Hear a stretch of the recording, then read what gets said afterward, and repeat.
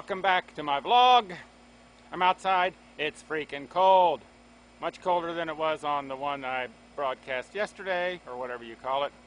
Because when I shot that, it was a few days ago, and it was in the 40s. It's in the teens. But there's a lot of activity inside, and I have no studio, so I'm out here.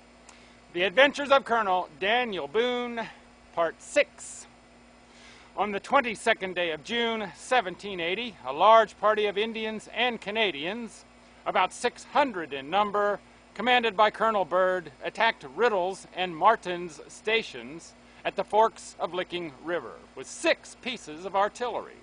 They carried this expedition so secretly that the unwary inhabitants did not discover them until they fired upon the forts, and not being prepared to oppose them, were obliged to surrender themselves miserable captives to barbarous savages, who immediately after tomahawked 1 man and 2 women, and loaded all the others with heavy baggage, forcing them along toward their towns, able or unable to march.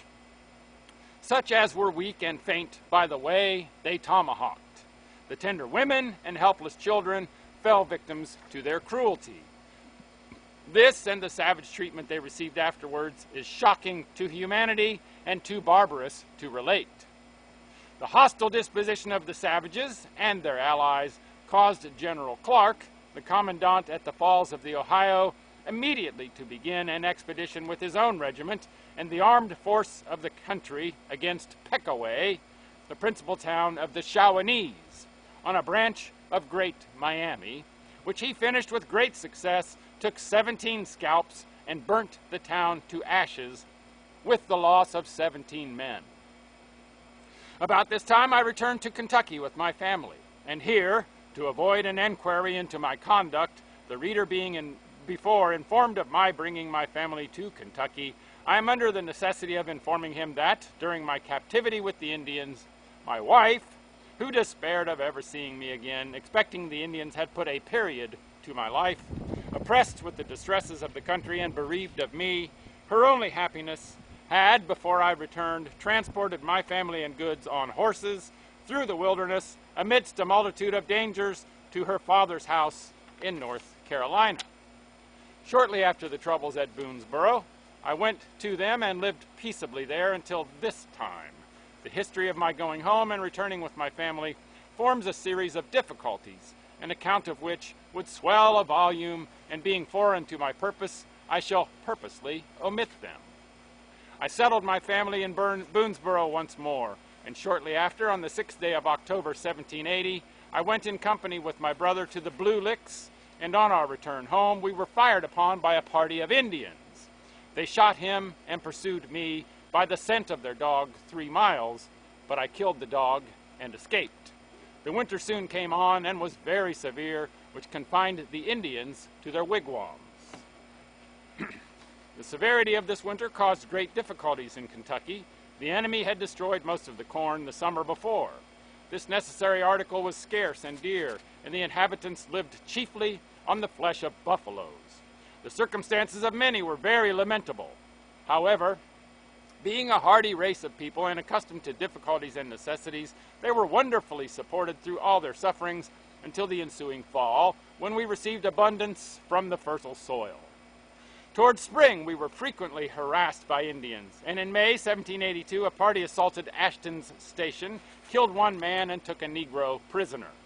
Captain Ashton, with 25 men, pursued and overtook the savages, and a smart fight ensued, which lasted 2 hours, but they, being superior in number, obliged Captain Ashton's party to retreat, with the loss of 8 killed and 4 mortally wounded, their brave commander himself being numbered among the dead.